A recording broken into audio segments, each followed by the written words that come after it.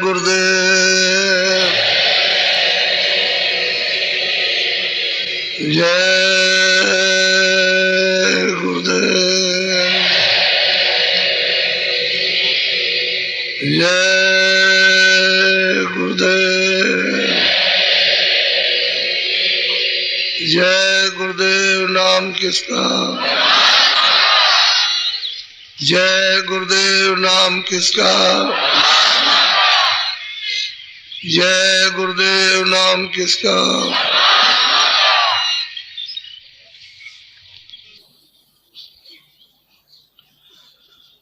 सतगुरु सतनाम तुमको लाखों प्रणाम।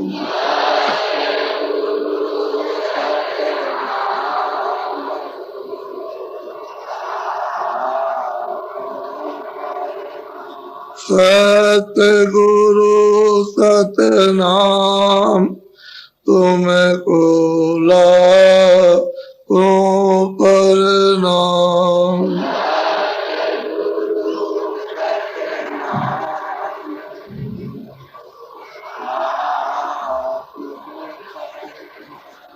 कोटिन सूरज चांद सितारे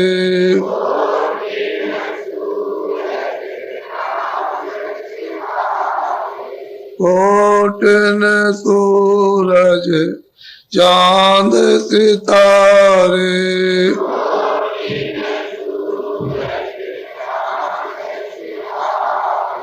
रोम रोम में करे उजारे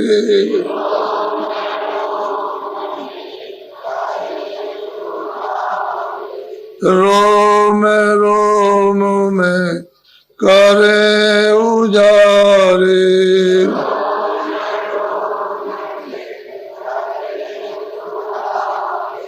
सतपुरुष करतार तुमको लाखों प्रणाम।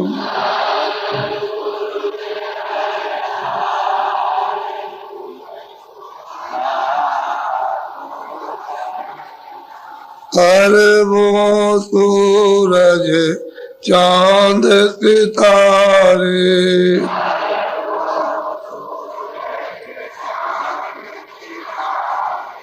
अरबों सूरज चांद सितारे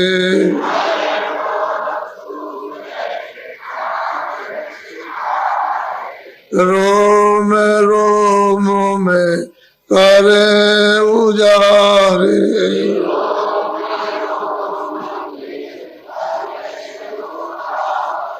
रोम रोम में करे उजारे।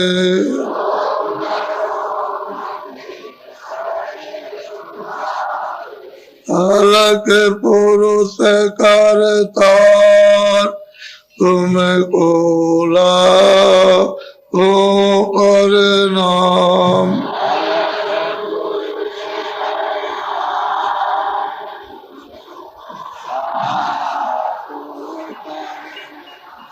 अरबों सूरज चांद सितारे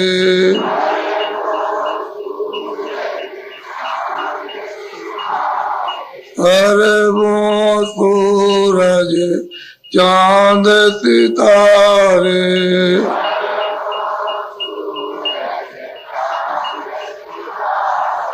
रोम रोम में करे उजारे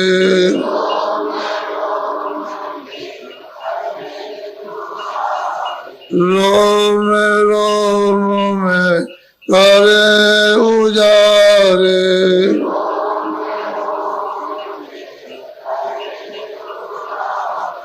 अगम पुरुष करतार तुमको लाखों प्रणाम।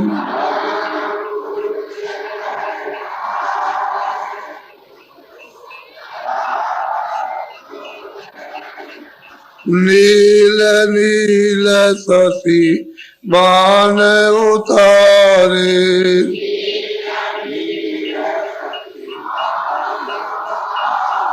नील नील शशि बाण उतारे।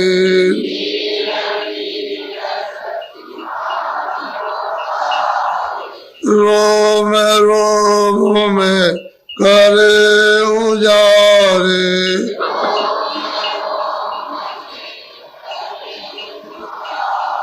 रोम रोम में करे उजारे।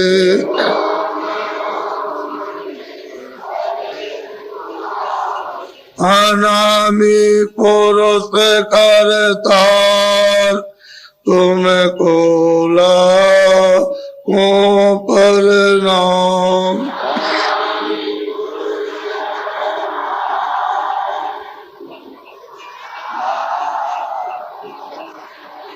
अनामी पुरुष करतार तुमको लाखों प्रणाम।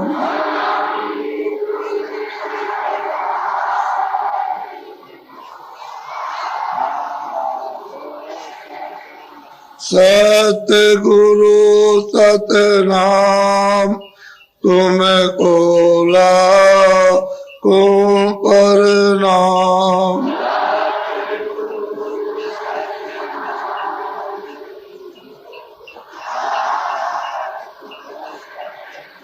तुमको लाखों प्रणाम।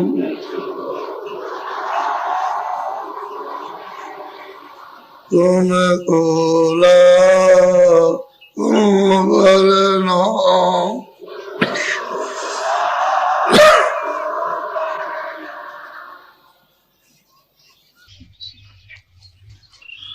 चलेंगे आश्रम पर, सत्संग सुनेंगे और भजन करेंगे, क्योंकि घर गृहस्थी में नाना जंजाल रहते हैं। उसमें मनुष्य स्त्री पुरुष व्यग्र रहते हैं, परेशान रहते हैं। तो समय कभी मिला कभी नहीं मिला। 24 घंटे तो उतने ही है, वो तो आपके निकल जाते हैं, तो आपसे कोई बनता नहीं। तो सत्संग इसीलिए होते रहते हैं जगह जगह, कि वहाँ आप आओगे अपना इरादा करके कि भाई घर गृहस्थी में नहीं बनता है, तो चलो वहाँ सत्संग भी ठीक से सुनेंगे निश्चिंत होकर और भजन करेंगे। जीवन का असली सार भजन है। वही जो कर लोगे वही आपका है, बाकी कुछ भी आपका नहीं। तो जिसलिए आते हो तो सत्संग भी सुनो, उसके साथ साथ में जब सत्संग का आपको बल मिले, बुद्धि में विवेक हो, प्रेम आए, इच्छा जाग जाए, तो फिर भजन।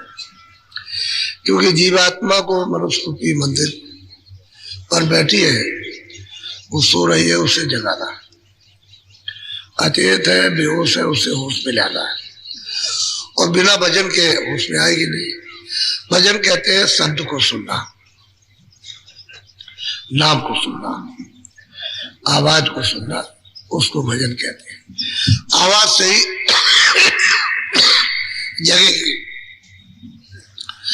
जब आवाज सुनना बंद हो गया तो सो गई, अच्छे तो बेहोश हो गई, तो नाम से ही जगेगी, शब्द से जगेगी, होश में आ जाएगी, इसको चेतना आ जाएगी, और उसका जो जड़ रूप है वो निकल जाएगा, चेतन हो जाएगा। तो भजन ही सारे जो अपना कर लोगे। क्योंकि एक तो यह है कि असली भजन कहीं मिलता नहीं, कि दरवाजे पे बैठ करके हम अपनी जीवात्मा को जगाए, वो तो कोई बताने वाला है नहीं। उस पर तो कोई जोर देता नहीं है, क्योंकि उनके पास जब कुछ है नहीं है तो क्या जोर देंगे। और यहाँ इसी पर जोर दिया जाता है कि जैसे भी वैसे कर लो। घाट पर बैठ करके अंतर्मुख हो जाओ, जहाँ उसके कान है, आंख है, आंख से और कान से दरवाजे में बैठ के काम करना, सुनने का, देखने का। तब तो सफाई हो जाए और कान तेरे काम करने लगे सुनने का, आंख देखने का काम करने लगे, तो वही अपने काम की चीज है। बाकी कुछ कहोगे कुछ मसाला अपने हाथ में आ जाएगा, कुछ होगा तो ये तो जिसके लिए करते हो यही अपना नहीं है, ये भी तो मसाला ही है। 5 तत्वों के जर्रे हैं, उससे ये बना हुआ, तो ये भी एक मसाला है नासवान। ये जितना दिखाई देता है सब नासवान है, तो नासवान ये भी इसमें जो चेतन है वो ऐसा, वो इसमें मिल गया, मिश्रित हो गया। जल की बूंद मिट्टी में मिलके और मिट्टी हो गई। अब उसमें से सोध लिया जाए तो निकल जाए, तो वजन से सोधा जाएगा। बगैर बिना कान के काम किए हुए, बिना आँख के काम किए हुए वो सोधा नहीं जाएगा, उसी से सोधा जाएगा, उसी से निकल जाएगा। और वो जब निकल के आ जाएगी ऊपर तो जाग रही है, वो तो चेतन है ही, उसका निखालिस रूप निकल जाएगा, तब वो शब्द को पकड़ लेगी, आवाज को, नाम को पकड़ेगी, सुनेगी और पकड़ के चढ़ जाएगी। तो भजनी सार है, तो अपने लोग जब आए इरादा करके आए कि सत्संग सुनेंगे सचेत होकर, होश में, और भजन करेंगे, इसलिए आपको बुलाया जाता है। अब लोगों में भजन करने की, सत्संग सुनने की रुचि बनने लगी। पहले ऐसे ही चूक सुनते थे और किया कभी नहीं किया। पहले तो ऐसे था कि वो समझते थे कि ये ऐसा ही होगा, लेकिन सुनते सुनते सुनते सुनते समझते करते बात समझ में आ गई कि असली चीज तो वही है, अपने पास है, उसे तो करना ही चाहिए। तो अब लोगों में रुचि बनने लगी, इच्छा जागने लगी और सत्संग की प्यास लगने लगी। तो जिस उद्देश्य से आते हो वही काम करना चाहिए। वो जो काम करते हो तो दुनिया का करते हैं, तो करते ही रहे। पहले भी कर रहे थे, पहले बेहोशी में कर रहे थे, बेहोश में कर रहे हैं। अब ये समझ रहा कि जरूरत के लिए कर रहे हैं, अपना इसमें कुछ नहीं। अपना तो समय पूरा हो जाएगा तो उसी वही एक क्षण भी लगेगा, वही छोड़ दो, अपना कुछ नहीं है। अपना होता तो समेट लेते, तो अपनी चीज कोई है नहीं, यही अपना नहीं है, तो वो क्या रहेगा। अब धीरे धीरे बात समझ में आ रही है।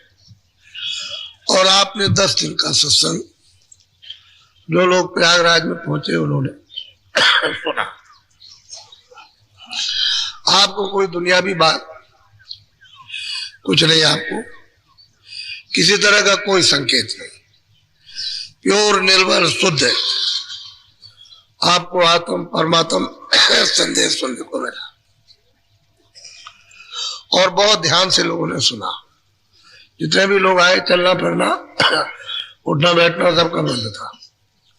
बहुत ध्यान से एकाग्रचित होकर के सबने अच्छी तरह से सुना और उसको समझा। लोगों में ऐसी प्रेरणा और आपकी मेहनत जो आपने की थी, तन से, मन से, धन से, सामान से, इससे उससे, भाग से, दौड़ से, हर तरह से आपने की, वो सफल हो गया।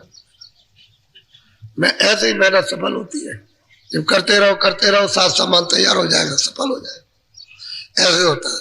सो सब में उत्साह, सब में मतलब एक नई प्रेरणा, नई जागृति, नई सेवा भाव, नई तरह की श्रद्धा लोगों के सबके अंदर, और उसकी मोहर छाप सब पर, चाहे जान में आए चाहे अनजान में, सब पर पड़ी। अब यही मोहर लगनी चाहिए। ऐसा ना जीवन में कभी सुना ना कभी देखा। तो सत्संग की हमेशा चाह ना रखो कि सत्संग मिल जाए, उसे छोड़ने की जरूरत यहाँ तो कोई काम नहीं है। तुमको 4 बजे घंटी बजती है कि भाई सब निवृत्त होकर थोड़ा भजन पर, सुमरन पर, ध्यान पर बैठ जाओ, और उसके बाद यहाँ जल्दी से सूरज निकलते इकट्ठे हो जाओ तो यहाँ भजन करवा करके सत्संग का टाइम तो आ जाएगा तो आ जाएगा। हम तो पहले ही से आ जाते कि हम मुझ आपको भजन कराएंगे, वही बैठाएंगे, तो आप पहले से आ गए। ये नहीं कि मतलब देर में आ रहे, समय से पहले पहुंच जाओ ताकि हम 20 मिनट 25 मिनट आपसे भजन करा सके। क्योंकि हम चाहते हैं कि जितना समय आपका भजन में लग जाएगा वो बहुत अच्छा होगा, वही उपयोगी समय है। सत्संग तो आगे पीछे मिल ही जाएगा, लेकिन भजन भी उसके साथ साथ जरूरी है। इसलिए ये इरादा रख करके हमेशा घर से चलो। और दुनिया की जो तकलीफ भजन और सत्संग से कम होती है, ये कभी मत समझो कि भजन और सत्संग से कम नहीं होती, उससे कम होती है। यही चीज की कमी हो गई, तभी तो ये तमाम तकलीफें, तमाम व्याधाएं, परेशानियां, बीमारियां खड़ी हो गई। अब वो छूटती नहीं, तो उपाय से छूटेगी। उपाय नहीं करोगे तो नहीं छूटेंगे। तो इसलिए अभी मैं आपको 20 मिनट भजन पर बैठाऊंगा, एक चित्त होकर। मन को, बुद्धि को, चित्त को लड़ाई में, झगड़े में, दुकान में, खेती में, दफ्तर में, इधर उधर काम में दौड़ाने की जरूरत नहीं। थोड़ा सा मिनट, 2 मिनट कानों के साथ रोक करके और जरा सा ध्यान देकर कानों से सुनो तो चीज पकड़ में आ। जिनको सुनाई देता हो छाटो, जिनको कभी आता कभी बंद होता, कभी आता बंद होता, तो परख करो कि हमारा मन भाग गया तो बंद हो गया, मन वहां से हटके लग गया, फिर कानों के साथ तो सुनाई देने लगा, फिर भगा, फिर सुन बंद हो गया, फिर लग गया तो फिर सुनने लगे। तो उसकी निरख परख रखो, ये जब चला जाएगा तो सुनना बंद, जब ये लौट के आ जाएगा और साथ दे देगा तो सुनने लगोगे। तो पर्दा तो इनका इकट्ठा किया हुआ, मन का, बुद्धि का, चित्त का वो पर्दा, तो पर्दे को साफ करने के लिए इनकी मदद चाहिए, तभी पर्दा साफ हो जाएगा। तो धीरे धीरे सफाई होकर के जब ये सूरत पौ होती है, मजबूत, ताकतवर होती है, तो फिर ये कहीं जाती नहीं है। अभी तो बिल्कुल एकदम ताकत इसकी, शक्ति छीन हो गई, तो ये मन, बुद्धि, चित्त, ये सब इस पर हावी है, और ये जब चाहते जब कसी ले जाते। उसमें जब ताकत आ जाएगी, शक्ति आ जाएगी, तो फिर ये कुछ नहीं कर सकते, तो बलवान हो जाएगी। तो जब तक उसको रस नहीं मिलता, शब्द का, नाम का सुनाई नहीं देता है, तब तक वो शक्ति ही नहीं। और जैसे उसको सुनने को मिलने लगा, बस शक्ति आने लगी। तो इनसे थोड़ी मदद तो लेना ही, हालांकि इनको भी सुख मिलेगा। जहां से, जिस भंडार से आए हैं वही चाहते हैं, लेकिन अब वो रास्ता उनका भी भूल गया, तो अब ये भी मतलब ये परेशान है, सूरत तो परेशान है ही सही। तो 20 मिनट भजन पे बैठा आप लोग। एक कपड़ा, कोई चादर रखा करो कि जब सामूहिक भजन हो तो एक चादर, एक कपड़ा, ओछा है, कोई चौड़ा सा लंबा रूमाल है, फट से सिर पर डाल लिया तो आंखें ढक जाए और कान ढक जाए, उंगली दिखाई न दे, इतना तो पर्दा होना ही चाहिए। जैसे बच्चियां है, सिर पर धोती रखे रहती है, जरा सा किसका ले, उनको कपड़ा चादर लेने की जरूरत नहीं, वो धोती नीचे कर ले बस। उसके बाद धीरे से अंदर से ऊपर से धोती हो जाएगी, कान बंद कर लिया, आंख और शुरू कर दिया। तो उनके लिए तो चादर की जरूरत नहीं, उनके पास तो चादर है ही। आदमी के लिए जरा जरूरत पड़ती है, घर में रहो तो कोई दिक्कत नहीं, वहां तो कोई मतलब है कि अकेले कमरे में बैठ गए तो वहां नहीं है, लेकिन वैसे कपड़ा डाल करके ठीक रहता है। कभी कभी शक हो जाता है कि बाहर से दिखाई अंदर से दे रहा है, शक हो गया कि बाहर से कोई रोशनी आ रही, ऐसा तो भ्रम दूर रहे, तभी ठीक रहता। तो बैठ तो जाओ आप भजन पर, बैठो तो आप, आंख और कान बंद करो और मन, बुद्धि, चित्त को कानों के साथ लगाकर ऊंचा ध्यान देके सुनो। गुरुदेव जय गुरुदेव,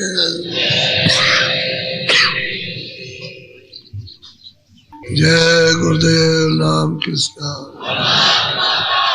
जय गुरुदेव नाम किसका। अब आप सत्संग सुनो। समय समय पर महात्माओं ने जीवों को किस प्रकार से जगाया, कैसा कैसा सत्संग सुनाकर उनको खड़ा किया और रास्ते पर लगाया। ऐसे समय समय पर जब जब महात्मा आए तब उन्होंने अपने समय के जीवों को बहुत जगा करके बहुत पहुंचाया, लेकिन फिर भी जीवों को जो लाभ उनके आने पर लेना चाहिए वो नहीं ले सके, उनसे दूर रहे। बहुत से लोग जात पात में फंस गए, विवाद में फंस गए, संकीर्णता में, छुआछूत में, कोई पूजा पाठ में। ये तो सच्चा भजन है। लेकिन जो नकली भजन कर रहे थे वो तो नकली छूट जाता है, सच्चा होने लगता है। तो जो नहीं जानते वो दूर हो जाते हैं। नकली भजन को ही भजन समझते हैं, जो असली भजन है उसको जानते नहीं, तो उससे वंचित हो जाते हैं। और आगे शंकाओं में फंस के दूर हो गए। कभी कोई किसी में आ गया, कोई ब्राह्मण, कोई क्षत्रिय, कोई अर्जन, किसी में महात्मा आ गए, तो जात पात में फंस गए, उनसे दूर हो गए कि लोग क्या कहेंगे, क्या क्या समझेंगे। इस तरह से पूरा लाभ जो उनके आने पर उन लोगों को उठाना चाहिए था, हर मनुष्य को नहीं उठा पाया और रह गए। जितना का काम किया कर दिया और चले गए। लेकिन लाभ ज्यादा लोगों को लेना चाहिए था। बोलो, बहुत ध्यान से सुनो। धोखा माते खाना जगया पिया रे, धोखा माते खाना जगया। 4 खानों से, 84 लक्ष्योनियों से और नरकों से भोग भोग करके अब की बार फिर आए हो इस अनमोल मनुष्य शरीर में, तो फिर धोखा मत खाओ। बहुत प्यार से समझाते हैं कि प्यारो, तुम धोखा मत खाना, अभी लौट के आए हो, बड़े तुमने दुख उठाए, रोते रहे, चिल्लाते रहे, भूखते रहे, कोई सुनने वाला नहीं। तमाम तरह से 4 खानों में, 84 लक्ष्यों, पशु में, पंछियों में, कीड़ों में, नरकों में, और फिर अब तुमको कितने युगों और कल्पों के बाद ये नर शरीर फिर मिला, तो अब की धोखा मत खा जाना। वो बहुत प्यार से समझाते हैं, धोखा मत खाना। इस जगत में फिर से नर्तन पाकर अब की भूल मत जाना, भटक मत जाना। अब की समझा दे, उसको समझ जाओ। लेकिन जीव बेचारे जो है क्या करें, फंसे हुए जाल में, मोह ममता में दूर रहते हैं, निकट नहीं आ पाते, इसलिए वो समझ भी नहीं पाते। अब स्कूल में जाएंगे तभी तो विद्या मिलेगी, स्कूल में जाते नहीं, विद्या क्या मिलेगी। महात्माओं के पास जाएंगे नहीं, आत्मज्ञान क्या होगा। कैसे अपने घर में अपने वापस मालिक के पास पहुंच सकेंगे। तो जगत में फंसे रहते और फंसे फंसे पे लौट जाते वापस। तो कहते हैं कि अरे प्यारो मत जीवो, आप अगर शरीर में आए हो, अपने धोखा दोबारा मत खाओ, नहीं तो फिर लौट के पता नहीं कब इस मनुष्य शरीर में आओगे, फिर ये मिलेगा नहीं। बहुत प्यार से समझाते हैं। बोलो, कोई मीतन जानो अपना, सब ठग बैठे फांसी। कहते कोई अपना मित्र साथी नहीं। घर में जिसको देखो वो साथी नहीं, बाहर जो मित्र बनता वो साथी नहीं, ये कोई भी साथी नहीं है। कहते हैं सब ठग है, अपने अपने स्वार्थ में लगे हुए। स्वार्थ पूरा ना हो तो सीधा जवाब स्त्री को जवाब दे दे, पति को जवाब दे दे, बच्चों को जवाब दे, अड़ोस पड़ोस में भाइयों को जवाब दे दे। वो तो सब स्वार्थ का खेल है जो कुछ भी है। कहते हैं किसी को अपना मित्र मत समझो, जो सब समझते हो मेरा है, तुम्हारा कोई किसी का नहीं, सब स्वार्थ और सब ठग है। तुम्हारे समय को बर्बाद कर देंगे, बस तुम वैसे रह जाओगे। ये तुम्हारे साथ ठगियाई है कि समय का उपयोग नहीं होने देते हैं और बुरे कामों में समय को खर्च करा लेते हैं। तो हमारा साथी कौन हमारा, क्योंकि ये तो साथ चलेंगे नहीं, न साथ आए न साथ जाएंगे, और बीच ही में ठग रहे अपने अपने स्वार्थ में। और नहीं स्वार्थ सिद्ध हुआ तो बस भगा दिया, फटकार दिया, रहने नहीं देते। तो कहते हैं किसी को अपना मित्र मत समझो, कोई अपना नहीं है। बोलो, जब सच्चा होई चले डगर गुरु, तब ही चौके रोके। कभी कभी भूल चूक से सत्संग मिल जाए और जब वो संत सदगुरु के रास्ते पर चलने लगे तो सामने आके घेरते, अरे ये क्या करते हो, ये क्या करते हो, ये क्या है, ये क्या, ये कुछ नहीं है, ऐसा है वैसा है, ये है, तुमको ये काम संसार का करना चाहिए, इनको देखना चाहिए उनको। तो कहते हैं कि चारों तरफ से रोकते, इधर मत जाओ उधर मत जाओ। जैसे तुम्हारे साथ रोका टोकी होती है, वहां क्यों जाते हो, क्यों चले आए, क्यों वहां क्यों चले गए, वहां क्यों गए, क्यों सुनते हो, क्या मिलता है, ये तो अपना काम देखो। तरह तरह से, एक दो तरह से, लाखों तरह से आकर के घेरते भरमा देते।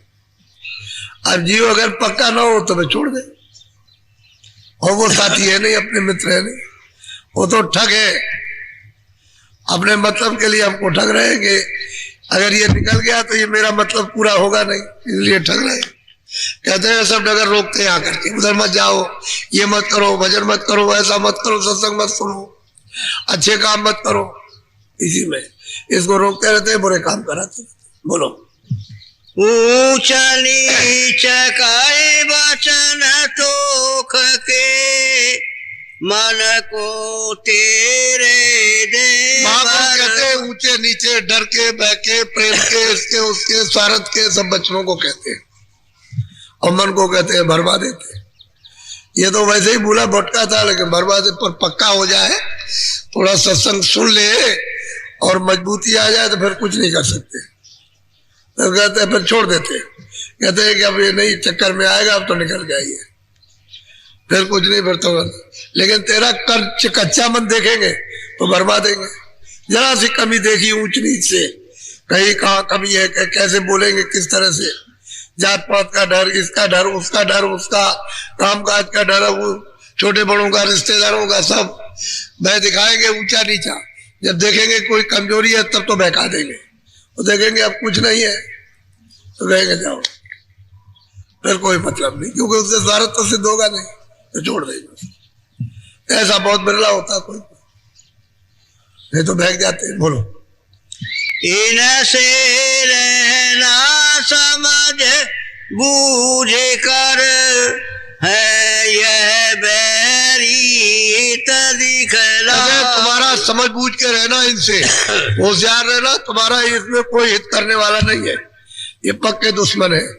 परमार्थ से भी कर देते हैं, हमारे सत्मार्ग से भी डिगा देते हैं, इनमें कोई हमारा लाभ पहुंचाने वाला नहीं, ये सब दुश्मन है, बैरी है।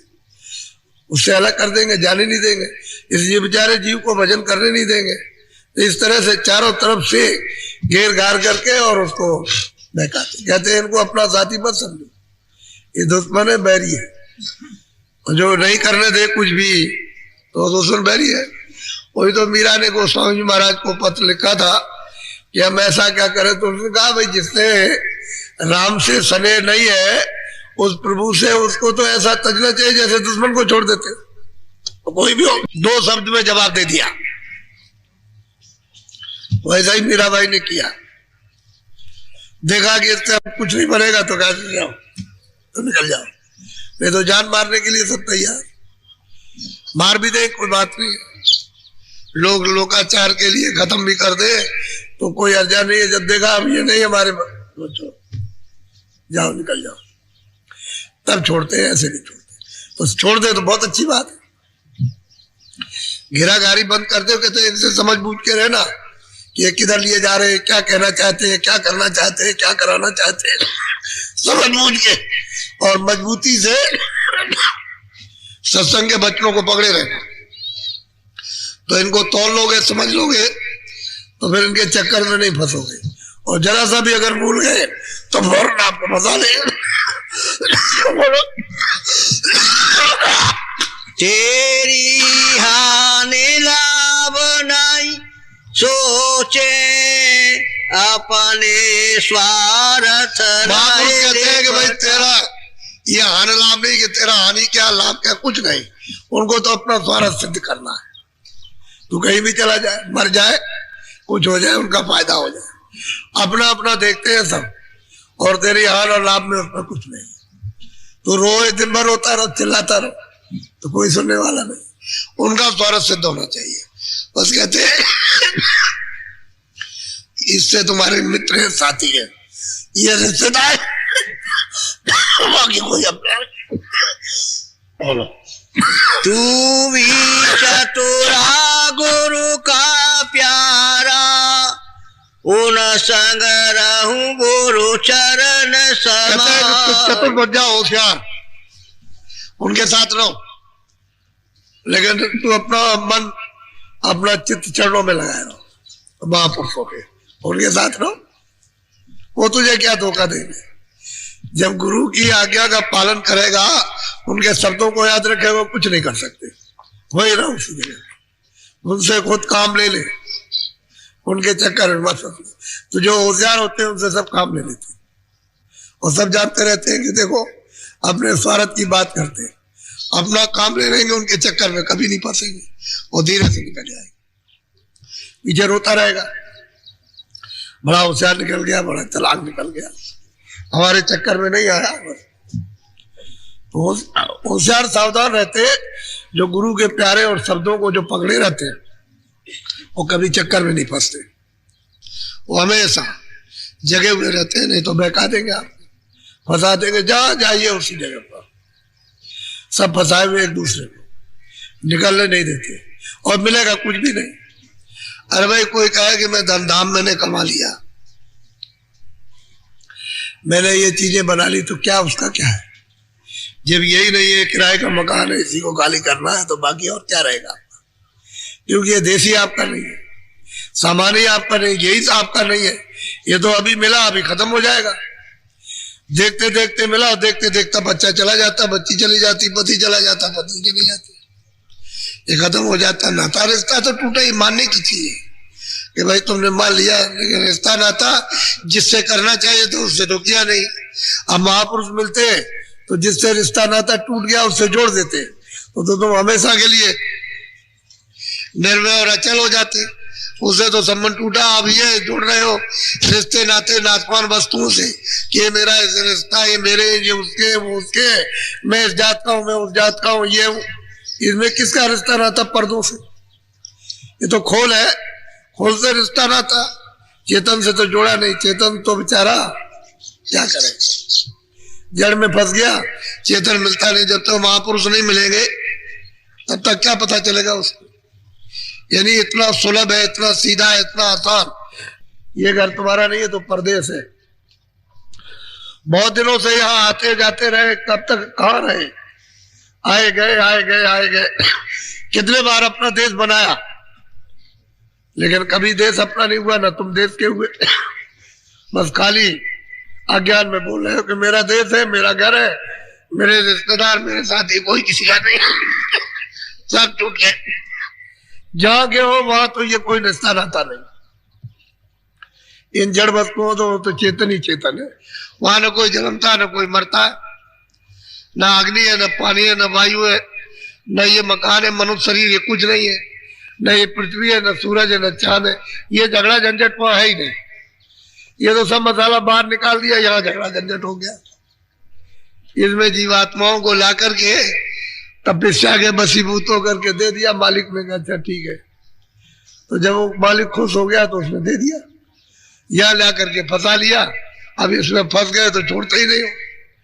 तो तुमको अपना घर तो, अपना पता तो मालूम नहीं कि भाई मेरा घर कहाँ है। तुम तो इसी को अपना घर समझते हो, और समझते समझते इसी में चले जाते हो, किसी का कुछ नहीं।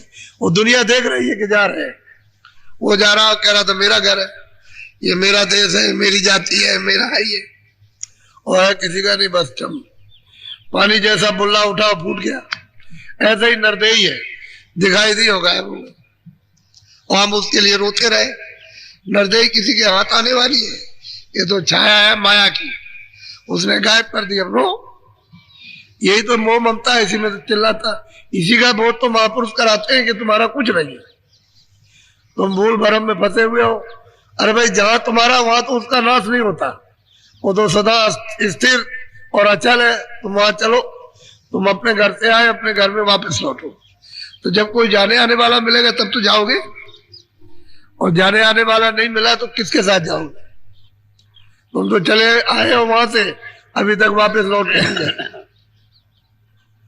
और जब वो आता है लेने के लिए तो कहते हो हम नहीं जाएंगे, हम नहीं जाएंगे, हम नहीं, हम वहां नहीं जाएंगे, हम तो यही रहेंगे, ये हमारा सब कुछ है, ये तुम्हारा है।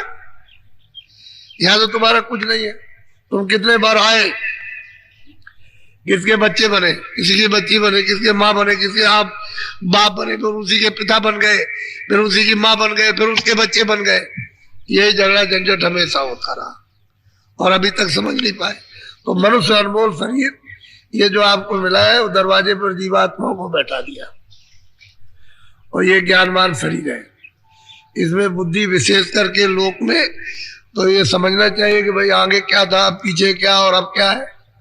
इसको तो कि बुद्धि से कुछ समझना है कि भाई तो कोई चीज अपनी है नहीं, तो बुद्धि से नहीं समझते हो, ममता में फंसाए हुए हो। कहते हैं समझ बूझ करके। तो जो होशियार होते हैं वो महात्माओं के बच्चों को पकड़े रहते हैं, उनसे काम ले लेते, अपना नहीं फंसते। यही तो होशियारी। बोलो।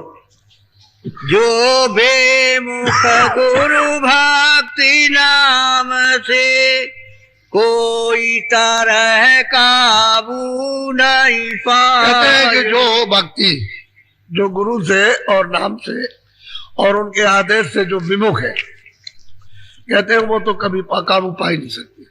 वो तो संसार में पूरी तरह से रमा है, फंसे हुए, इसी में उलझे हुए, इससे वो निकल नहीं सकते। वो निकलेगा वही जो शब्दों को सुनेगा, जो शब्द सुन करके भक्ति करेगा, आदेश का पालन करेगा और भजन करेगा, वो समझ जाएगा, बाकी कोई नहीं।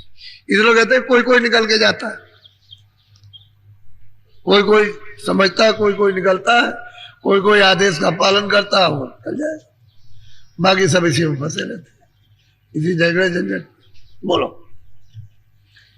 तो जोक्ति से दीन विधि से छोड़ चलो संग दोषन दिन छोटापन, अपने को छोटे हो जाओ, हम कुछ नहीं जानते, छोटे हैं। तो जब दिन हो जाएगा, छोटों को सबको ऊपर कर लेगा तो धीरे से निकल जाएगा। और छोटों से सब प्यार करते, किसी का भी बच्चा हो, चाहे पशु पंछी का कोई बच्चा हो, सब प्यार करते हैं। किसी जात का कोई बच्चा हो, कहीं पड़ा हो, उसको सब उठा लेंगे। तो क्योंकि वो दीन है और छोटा है। दीन उसी को कहते हैं जो सबसे छोटा हो। और जो बड़ा होता है, बड़ा घमंडी होता है, अहंकारी, उससे नहीं लोग प्यार करते, उसको तो कहते हैं घटो। तो कहते हैं कि दीन विधि, तुम क्या अपनाओ, दीनता अपनाओ। तुम्हें कहते हैं धीरे से वो दीन छोटा बन करके सबके काम भी आ जाओगे, सबसे काम भी लोगे और निकल भी चलोगे। फिर वो कुछ नहीं कहेंगे, वो क्या समझेंगे, तो मेरे हैं, ये दीन है, छोटा है तो मेरा। तो आप दीन होकर के उसके हो जाओ, उसको अपना कर लो और धीरे से चुपचाप निकल जाओ। फिर ये जालसाजी तुम्हारे साथ क्यों ठगियाई हो, क्यों तुमको बताया कि भाई वो तो छोटा ही है, तो उससे भी काम ले लो, अपना काम भी कर दो, छोटे बने रहो और धीरे से छोटे बन के निकल चलो, तो बाधा नहीं पहुंचेगी। और जहां घमंड आया तहां बस फंसे, वही तो गिरा देगा आपको। वो दीनता जो है निकाल देगी। जो दो दीन होता है वो सब के काम आता है और सब उसके काम आ जाते हैं। छोटे आदमी के साथ सब काम आते हैं। बोलो। जो सन्मुख गुरु भक्ति न हमसे हो कदाचित मेल मिला। कहते हैं कि जो जो सन्मुख है गुरु भक्ति के, गुरु आदेश के जो सन्मुख है और नाम के जो रोज अभ्यास जो साधन करते हैं, नाम के साथ जुड़े रहते हैं, उनका क्या बिगड़ने वाला। वो तो किनारे लग गए और पार उतर जाएंगे। तभी तो महात्मा ट्रेन लगाते हैं कि आओ इस भवसागर में एक नाव लगा रखी, जहाज, आओ इस पर बैठ जाओ। उसमें बैठा देते हैं उसी नाम पर और ट्रेन लगाते हैं कि ज्वार भाटा आने वाला है, इसमें बैठ जाओ जल्दी से। और बस जैसे ही मतलब है ज्वार भाटा मालिक की दया का आया, वो किनारे दरवाजे पे बैठे हो इंतजार कर रहे, बस जोर से आया और लेकर के चला गया, एक ही लहर में पार कर देता। कहते हैं कि जो सन्मुख है गुरु आदेश के, सत्संग के सन्मुख, गुरु के सन्मुख और नाम की जो कमाई करते, बिल्कुल किनारे बैठे हुए इंतजारी कर रहे हैं मालिक की दया की। बस जैसे ही उसका वो ज्वार बाटा दया का आया, बस निकल गए और पार चले गए। उनको देर भी नहीं लगती, एक पलक भी नहीं लगता, इतनी जल्दी जाते रहे। दरवाजे पर तो बैठे रहो, रोज हाजिरी दो, चारों तरफ से मुड़ करके और अंदर बैठ करके दोनों आंखों के मध्य भाग में सामने रोज दरवाजे पर हाजिरी दो, इंतजार करो सुनने का और देखने का। तो उसी वक्त में आ जाएगा, किसी वक्त में भी आए, रात को, सुबह, शाम, जैसे तुम बैठोगे सट से ले जाएगा। खींचने में क्या देर लगेगी उसको, फिर देर नहीं लगती। हो तो द्वार बाटा की वैसी कृपा दया है, वो तो बेग है, उसमें बड़े बड़े स्टीमर किनारे लगे होते हैं, उसी का तो इंतजार करते हैं ज्वार भाटा आएगा। तो ये मतलब वैसे नहीं जा सकते जहाज, बस पानी आया बस लेकर के चले गए। ऐसे ही दया का उमगाव होता है। भक्त न छूटे कोई जोक्ति से, नहीं तो बाहु विधि रहो। वो जीवों को समझाते हैं कि देखो भक्ति आदेश का पालन किसी विधि से छूटने न पाए। जो तुमको बताया है उसको करो कि भाई गृहस्थी में ऐसे रहो, ये अपना दिन में काम करो ईमानदारी मेहनत के साथ, शाम को बच्चों की सेवा करो और भजन। कहते हैं ये छूटने न पाए किसी विधि से भी, बस तो काम हो जाएगा।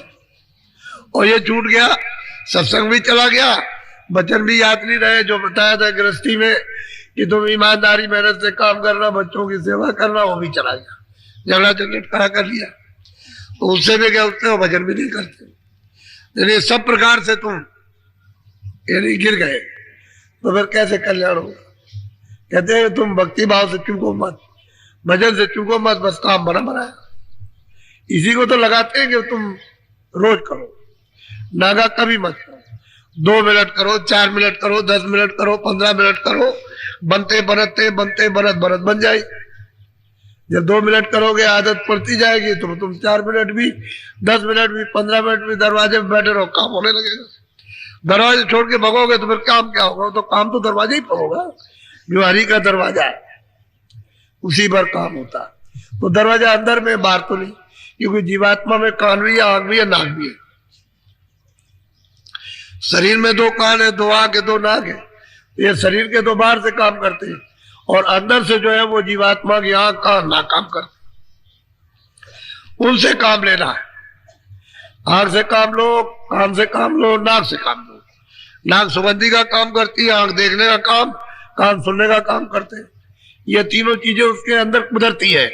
जब ऊपर से उतर के आई थी अपने धाम से, अपने देश से, ये लेकर के आई थी, बीच में मैल चढ़ाया था, बीच में आपने गंदगी इकट्ठी की है, वहां तो गंदगी है नहीं। ऐसे ही यहाँ की गंदगी उतार दो और उधर चले जाओ, उधर तो गंदगी है नहीं, उधर तो आंख खुली हुई।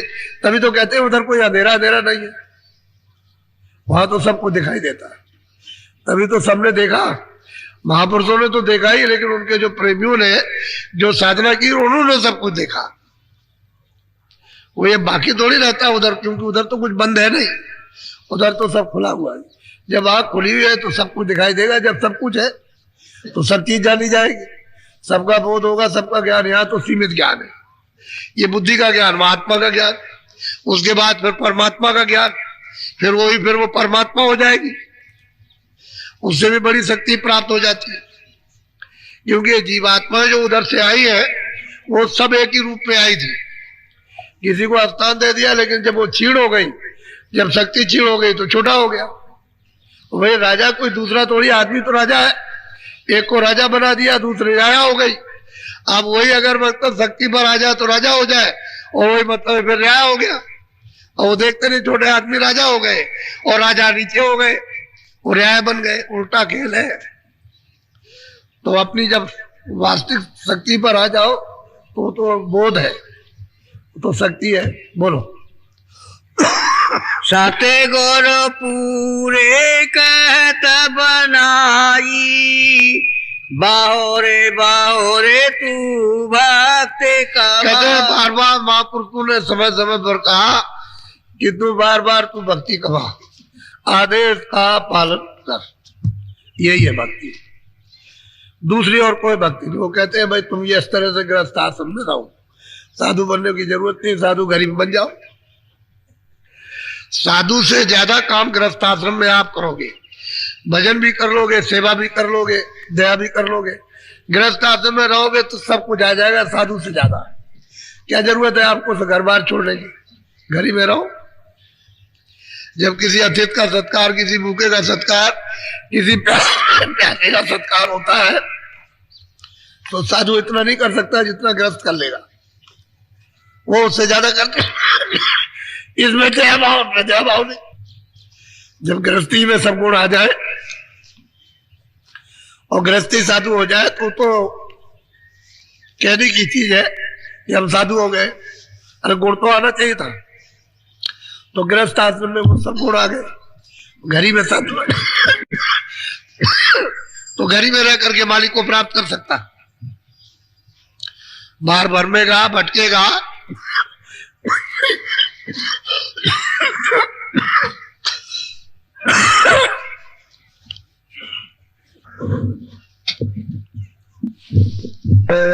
गुरुदेव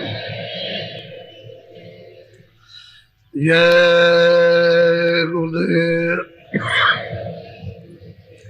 अब ऐसे बैठ जाओ पंथी मार के, चल जाओ। ऐसे कपड़ा इस तरह से डाल लेना। ठहरो मैं बता दूंगा। ये आंखें ढक जानी चाहिए। पहले समझ लो सामने सूरज है, तो जब बाहर की दोनों आंखें बंद करोगे और दोनों आंखों के मध्य में ये सूरज बैठी है, उसमें तीसरी आंख है, तीसरा नेत्र है। जब अंदर की आंख से अंदर से देखोगे तो अंदर का मैदान अलग है, बाहर की आंखों का मैदान ही अलग है।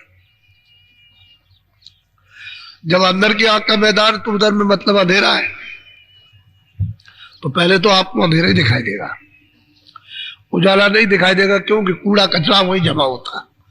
जो कुछ भी कर्मों का, पाप का, पुण्य का आपने जो कुछ भी इकट्ठा किया सब वही जमा है उसी मैदान में।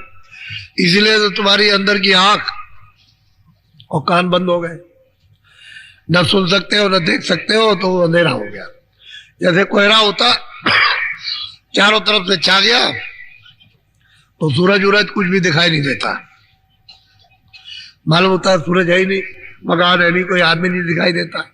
ऐसे ही कर्म रूपी कोहरा अंदर के आकाश में छा गया, वही सूरज का हृदय। जो आकाश है वो सूरज का हृदय है, उसी को दिल कहते हैं, उसी को हार्ट कहते हैं। तो उसमें सब कर्म छा गए चारों तरफ से, जैसे बादल आ गए। इतने गहरे बादल है कि उसमें कुछ भी नहीं, ऊपर से कुछ दिखाई नहीं देता। तो बादलों ने जीवात्माओं को ढक लिया, यानी कर्मों ने जीवात्माओं को उन पर्दों ने ढक लिया और उनको बंद कर लिया। अब उन्हीं पर्दों से अचेत है बेहोश।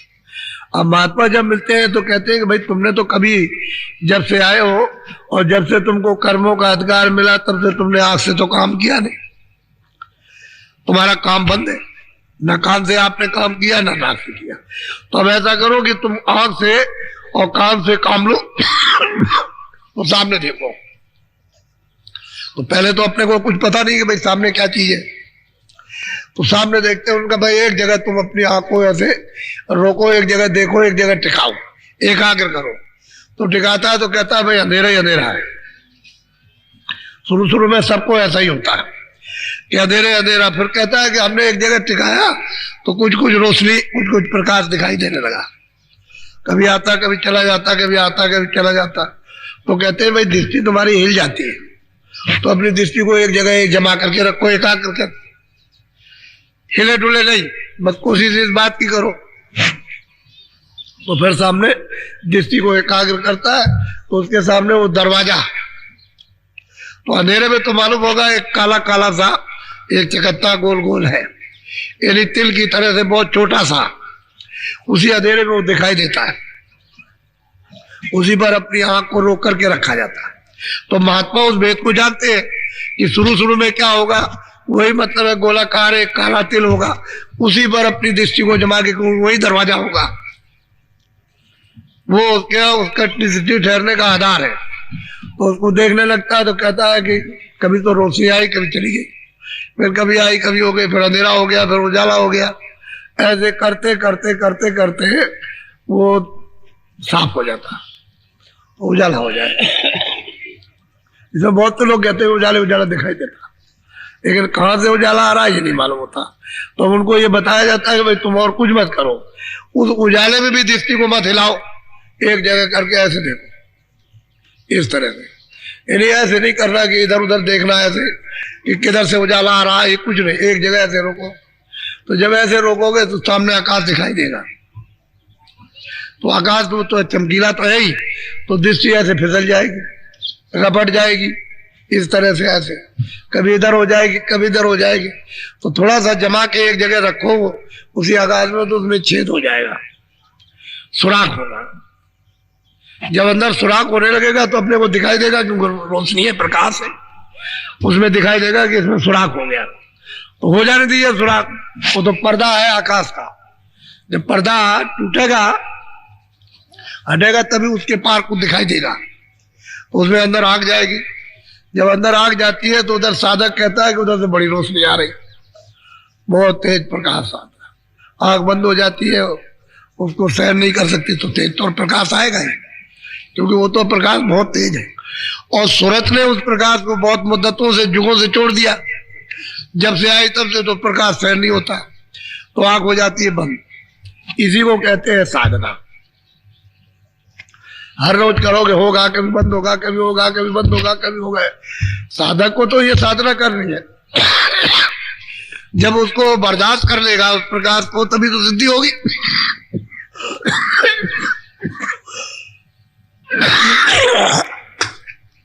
तो पहले तो कुछ नहीं जानता था, बिल्कुल एकदम अज्ञानी था, लेकिन जानते जानते जानते जानते सब लोग जान गया। सब लोगों ने ऐसे ही किया, यानी गुरुओं ने भी आकर के बताया तो उन्होंने ऐसे ही बताया कि भाई हमने भी तो किया था, चाहे वो निमित्त मात्र किया। लेकिन जब उनको भी तो मालूम हुआ कि हाँ भाई ये गंदगी आई, पर्दा आया, जब उन्होंने क्षणों में साफ कर लिया। लेकिन यह है कि उन्होंने बताया कि इस तरह से करना है। जब कराया तो साधक को तो होने लगा उसका। तो आपको और कुछ नहीं, बस ऐसे कपड़ा, ताकि बाहर से कुछ ऐसा ना हो कि बाहर से कोई रोशनी कोई प्रकाश आ गया तो आपको ये मालूम रहेगा कि नहीं बाहर से तो हमने बंद किया, तो अंदर में क्या आ रहा, कभी कभी संदेह हो जाता है कि बाहर से कहीं रोशनी तो नहीं आ गया, कहीं प्रकाश तो नहीं आ गया जो हमको बाहर दिखाई देने लगा। ऐसा होता। कभी कभी रात को कमरे में बैठे रहो, तो कमरे में तो अंधेरा होता, उजाला हो जाता फक एकदम।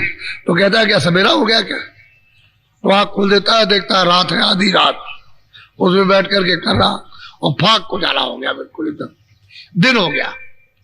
संदेह हो गया तो आँख खोल दी, वो उसी में गड़बड़ा गया उसका। हालांकि गड़बड़ा गया नहीं, वो संदेह था उसका, वो तो रात थी। अंदर की आँख खुली तो एकदम से उजाला उजाला हो गया। ऐसा होता है। इसलिए साधक के लिए सब चीजें जानकारी में रहना चाहिए कि ऐसा ऐसा होता है, कभी संदेह न करे। तो कभी कभी तो उस वक्त में आंख नहीं खोलना चाहिए, तो खोल देता है कि भाई दिन हो गया, मतलब ये दिन हो गया, तो आंख खोल दिया, तो फिर उसको उतना ही करना है। हालांकि वो भी संदेह उसका दूर होना ही चाहिए। तो उसका संदेह दूर हो गया, भाई अर्ध रात थी और हम अंदर देख रहे थे, हमने आंख खोल दी, तो मतलब ये है कि फिर होगा। वो ऐसा नहीं कि नहीं होगा, फिर होगा। लेकिन ये उस वक्त बंदी रखना चाहिए। जब ऐसा कभी हो तो उसको बंदी रखे और देखता रहे बराबर, तो उतना ही वो बढ़ता जाएगा, आगे कुछ चलता जाएगा। आंख खोल देगा तो वही रुक जाएगा। तो अभी आपको बैठाऊंगा, जब ये कहूंगा कि अच्छा खोलो आंख, तब खोलना, बीच में कोई खोलेगा नहीं। अब पहले तो आपने भजन किया था, आंख भी बंद थी, कान भी बंद थे, तो कानों से सुनने का काम किया था। अब आप पहले तो आंख से देखने का काम नहीं किया, अब देखने का आपको काम करना, कानों से नहीं सुनना। आवाज आती रहे, आने दो, बहुतों को आवाज आती रहती है तो उसको आने दीजिए, लेकिन अब आंख से देखने का काम कीजिए। अलग अलग है, देखने का काम अलग, सुनने का अलग है। जब सद में लय हो जाए तो दोनों काम एक साथ हो जाते हैं। उसमें सुनता भी जाता है, देखता भी जाता है, सुनता भी जाता है, देखता भी जाता है। लेकिन जब तक पर्दा है तब तक दोनों काम अलग है। सुनने का काम अलग है, देखने का काम अलग है। तो अभी देखने का काम आपको करना है, तो इस तरह से बैठ, ये बाहर की दोनों आंखें बंद हो जाएंगी, ये बीचों बीच में तीसरी आंख है, तीसरा नेत्र है। तो अंदर की आंख का रास्ता अंदर से, तो दोनों आंखें बंद हो जाएंगे। अंदर की आंख से सामने सीधा दूर देखना, और एक जगह पर अपनी आंख को कहीं भी रोको। पहले शुरू में उसको रोको इस तरह से, जैसे ही आप रोकोगे वैसे आपको आधार मिल जाएगा। जिनका पहले का भजन ध्यान बना हुआ है उनको तो मतलब ये है कि उनको तो वैसा जिनका नहीं भजन ध्यान बना हुआ तो उनको मतलब अंधेरे में वो काला दिखाई देगा, उसी पर अपनी दृष्टि को रोक करके रखो। अच्छा बैठ तो जाओ, ऐसे बैठ जाओ, दोनों आंखें बंद करो, कपड़ा डालो, आंख के सामने सामने अपनी दृष्टि को एक जगह एकाग्र करो, मन को, बुद्धि को, चित्त को दृष्टि के साथ रोको। बोल दीजिए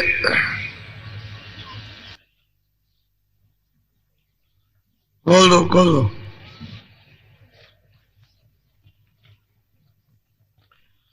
बोलो जय गुरुदेव, जय